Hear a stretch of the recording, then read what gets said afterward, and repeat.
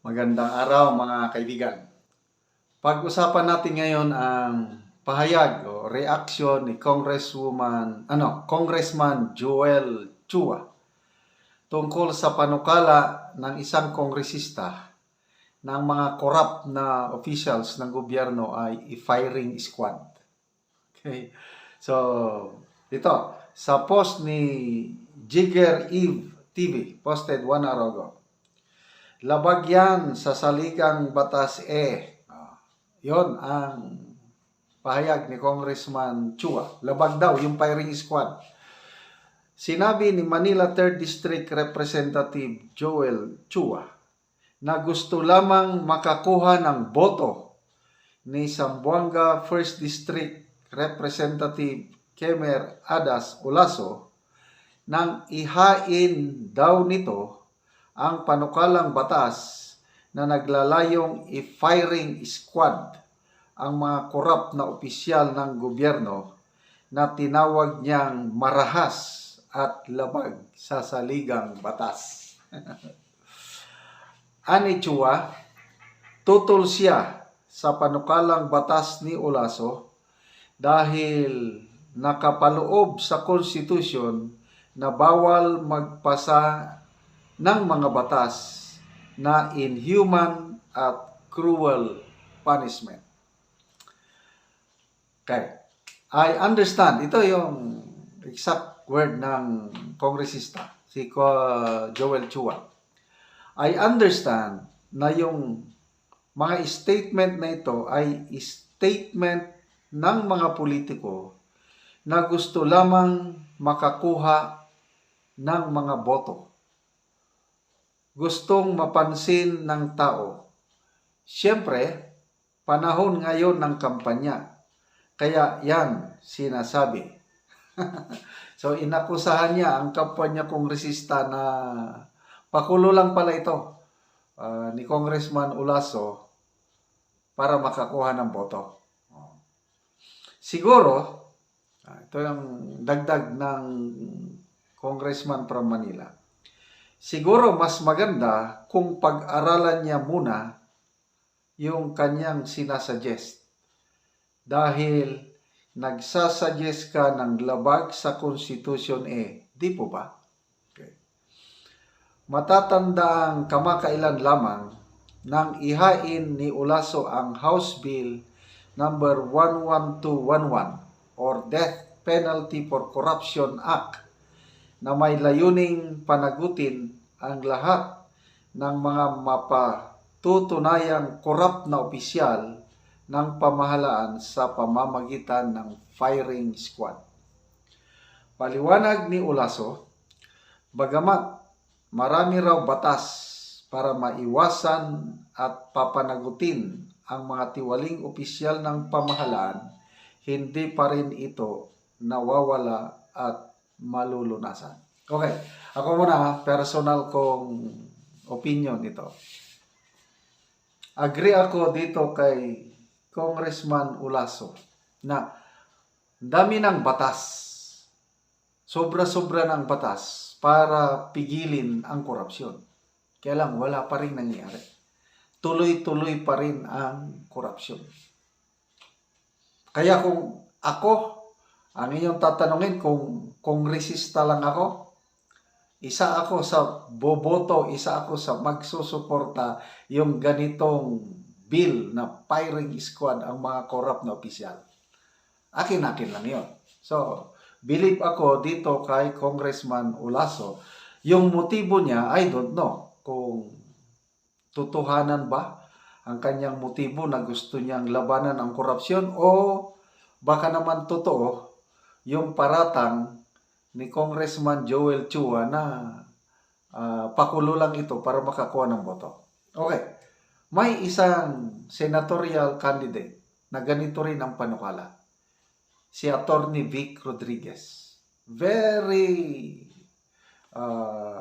consistent ang kanyang sinasabi.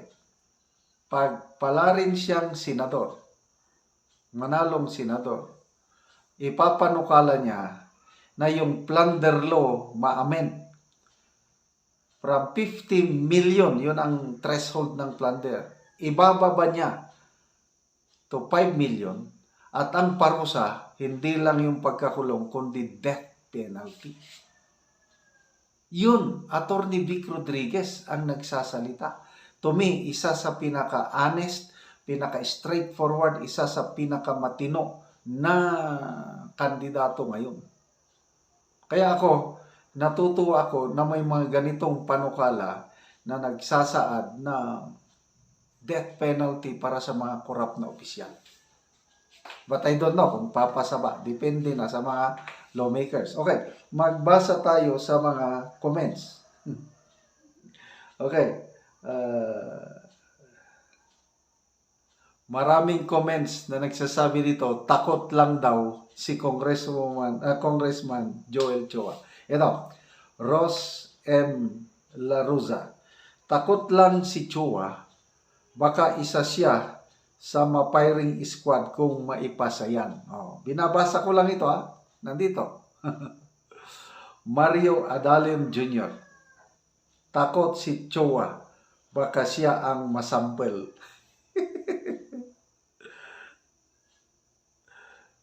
Rose Conza, sabi niya, back to you, Chua.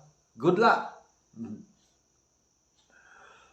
Ramel Broquisa Solidad. Kapag maging batas kasi ang death penalty, isa si Chua na masasampulan kaya ayaw niya. Vic Gibara. Baka maubos ang mga politiko sa Pilipinas. Jovignano Nialan. Kung maipasa ito, sigurado ang kakandidato matitino o mga kawatan mamahinga na. Rene Bendanillo. Natatakot na si Chua kasi sigurado na isa siya sa pipila sa firing squad kung maisa sa batas yan. Di naman yun labag sa salikang batas. Pinapatunayan ni Chua na kalokohan ka din. William Tolentino, takot na ang mga blank sa firing squad na batas. Crook, sabi niya. Kidlat Dojena, labag ba sa konstitusyon ay ang pagnanakaw ng kaban ng gobyerno? Hindi ba labag ang nang tawag mo dyan? Ang sabihin mo, takot ka. Yan ang totoo. Hindi bulag ang Diyos at nakikita kayo sa maling gawain. May araw din kayo. Okay, speaking of Diyos, nabanggit ang Diyos. Sa Old Testament, sa Bible, talagang utos ng Diyos na ipagpapatay ang mga taong masama. Yung thou shall not kill na parte ng Ten Commandments, murder yun. Thou shall not murder. Kailang ang Old Testament replete with so many examples na ang mga masasamang tao pinag-utos ng Diyos na patayin talaga. Hindi pwedeng mabuhay sa mundong ito ang masasamang tao. Yun ang nakalagay sa Biblia. Kaya, anyway, bahala ng mambabatas kung ibalik nila ang death penalty o hindi. Basta ako, gusto ko, style Marcos Sr. Lem Eng Sing, drug lord ng martial law, piniring squad sa Luneta ba yun, televised worldwide, nahinto ang problema ng droga panahon ng Marcos Sr. Kailan kayo may babalik?